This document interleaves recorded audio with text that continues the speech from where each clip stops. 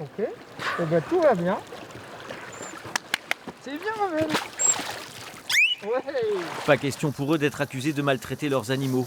Pour les responsables du parc animalier Planète Sauvage près de Nantes, un dauphin en captivité peut être bien dans sa peau, en bonne santé physique et psychologique. Un avis que ne partagent évidemment pas les associations de défense des animaux.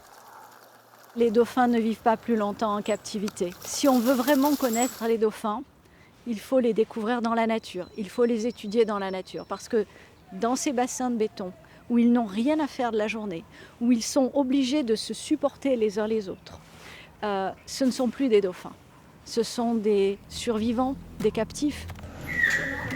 On a un dauphin qui se frotte la tête contre une vitre sans arrêt. On en a d'autres qui se laissent flotter et qui tournent en rond toujours dans le même sens.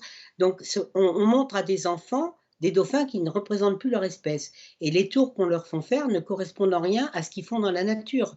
Aucun. Il n'y en a aucun qui va aller propulser un humain sur son rostre, aucun qui va se propulser sur la caudale en arrière dans la nature. Le rôle pédagogique, pour moi, à part leur montrer qu'on peut soumettre un animal, il est nul.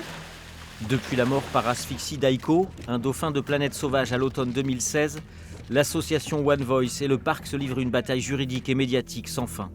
Les murs, ce n'est pas un concept pour les dauphins. Il n'y a pas de barrière dans l'océan. Donc c'est extrêmement difficile pour les mères d'élever des petits. Et après, ils leur sont arrachés. Et ce fut le cas de Aiko et de Galéo, qui sont nés au parc Astérix, qui ont été vendus par le parc Astérix à Planète Sauvage. Galéo a été très mal en point parce qu'il avait été pris par le groupe comme bouc émissaire, puis ce fut le tour d'Aiko qui en est mort. 29 septembre 2020, la ministre de la Transition écologique Barbara Pompili annonce la fin progressive des delphinariums, préférant l'idée de sanctuaires sous forme de bras de mer fermés. Mais le travail des associations de défense des cétacés est loin d'être fini. Et si Planète Sauvage tentait de créer un super delphinarium pour rester dans les clous? Un zoo ne pourra jamais, même avec un bassin 10 fois plus grand, proposer un sanctuaire de retraite à des dauphins captifs. Il faut que ça soit en mer. Donc effectivement, on a mis une pétition un petit peu préventive, on va dire, tant qu'on n'a pas de certitude, mais on interpelle déjà la ministre et on interpelle les militants pour éventuellement pouvoir se mobiliser. Selon un sondage IFOP de 2018, 70% des Français sont opposés au spectacle de dauphins.